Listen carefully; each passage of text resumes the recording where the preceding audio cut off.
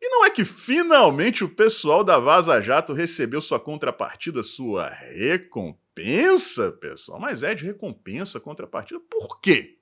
Bom, foi graças ao Intercept, a Vaza Jato, aquela série de matérias que mostrava conversas vazadas de autoridades, que o Sérgio Moro foi julgado suspeito e depois um certo ex-presidiário foi tornado elegível novamente. O resto é história.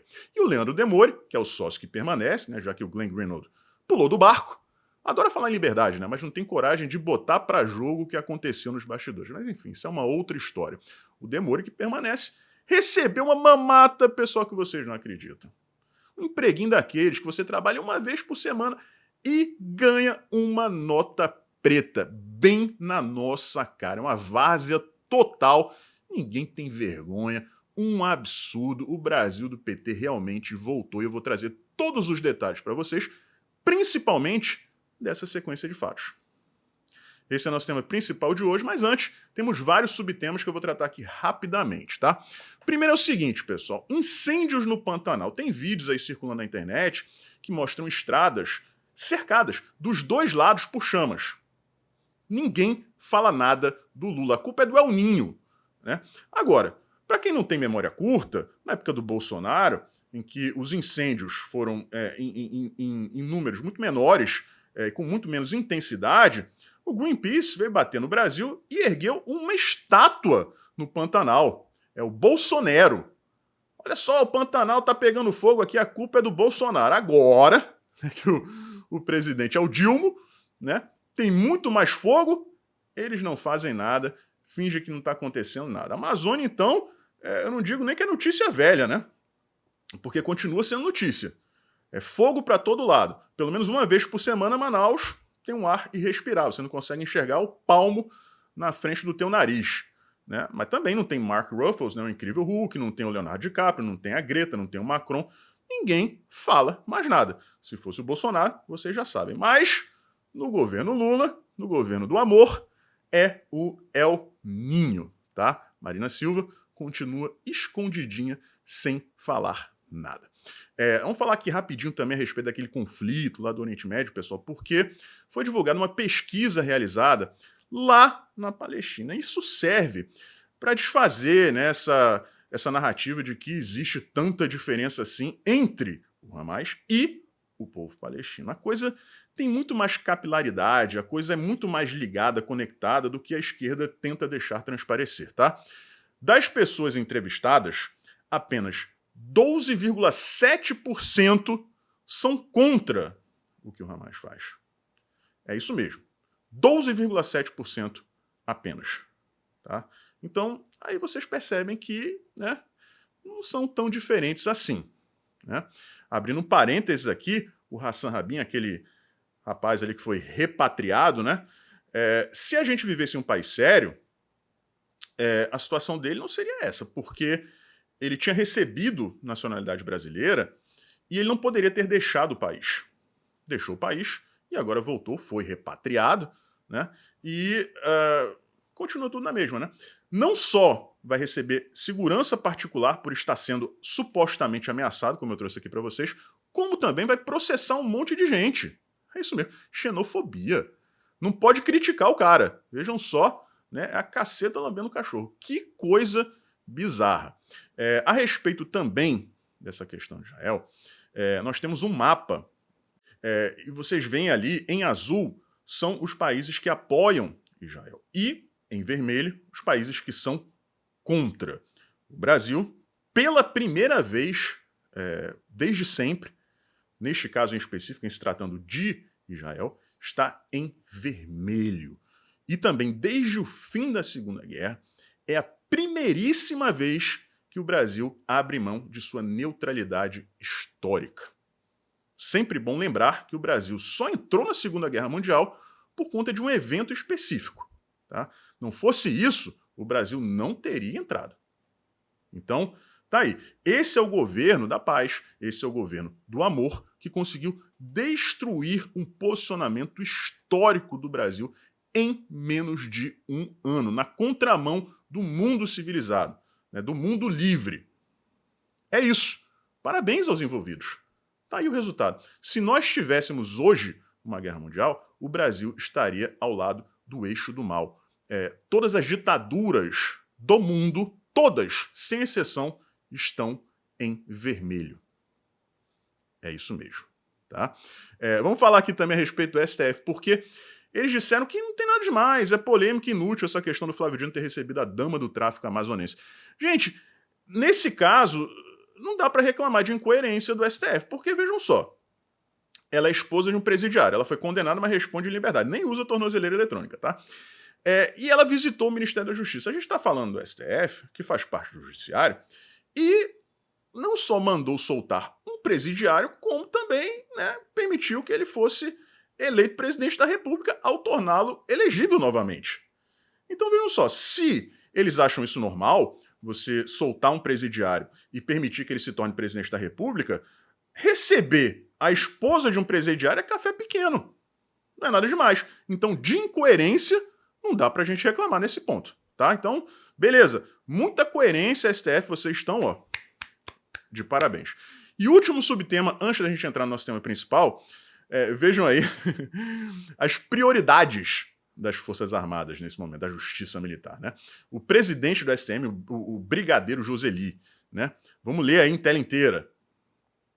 Justiça Militar. Brigadeiro abre simpósio que discute ambiente tóxico, racismo estrutural e desigualdade de gênero. O brigadeiro em questão, como eu disse aqui, é o Francisco Joseli Parente, também conhecido como um olho no soldo e outro na lacração. Ele que era, pessoal, o piloto do Aerolula. É isso mesmo. Ele era o piloto do avião presidencial na época dos 2 primeiros mandatos do cachaceiro da República, do Aloprado.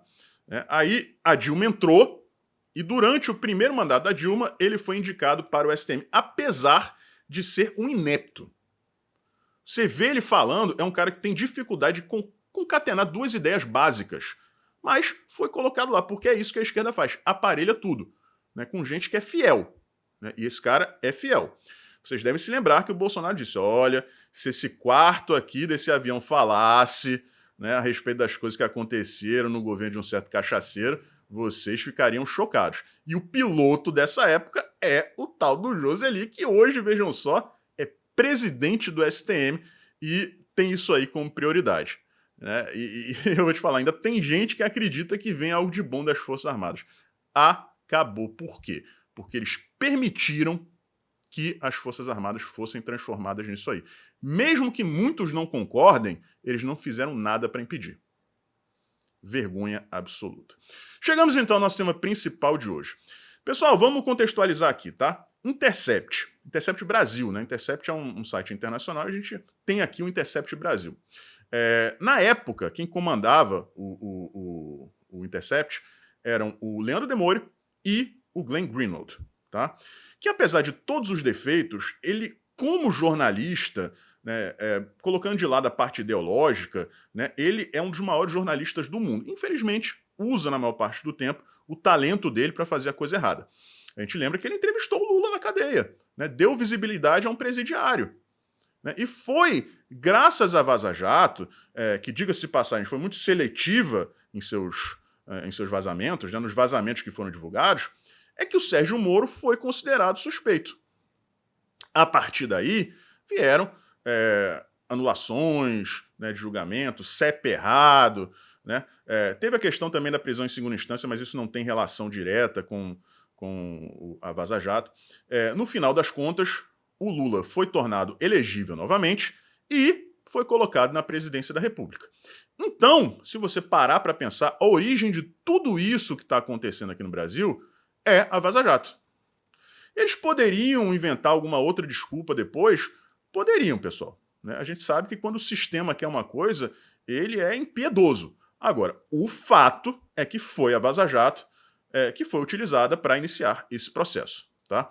Lá no começo, não foi por falta de aviso. A gente já sabia o que ia acontecer. Na época, eu não tenho mais esses vídeos, porque aquele meu canal, né, foi bloqueado, eu tive que apagar todos os vídeos, depois eu recuperei, mas os vídeos já estavam apagados. Mas lá atrás, não só eu, como vários outros influenciadores de direita, já fazíamos o alerta. Isso aí vai gerar suspeição do Sérgio Moro. Consequência direta, o Lula vai ser tornado elegível. E deu no que deu, aconteceu, porque era previsível. Né? E não tinha nada que desse para fazer, porque a gente sabe que quem governa o Brasil hoje em dia é o STF. Né? Aí o que acontece? Pouco tempo depois, o Glenn Greenwald deixa o Intercept e começa a falar em liberdade, criticar os desmandos do STF, né, a ditadura do judiciário e tal. Mas, em momento algum, ele fala a respeito dos bastidores. Tem uma jornalista brasileira que muita gente conhece, graças a Deus, chamada Paula Schmidt. Tá?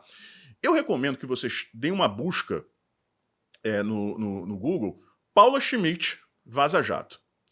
E aí vocês vão ver uma série de matérias dela que mostra de maneira muito didática, né, e repleta de evidências que muitos jornalistas, muitas pessoas que viraram a casaca, mudaram de opinião de uma hora para outra, que antes eram críticos vorazes, ferrenhos da esquerda, em especial do PT, do Lula, hoje em dia parecem cabos eleitorais. Né? Não vou citar nomes aqui porque vocês sabem de quem eu estou falando. Né? São vários os exemplos.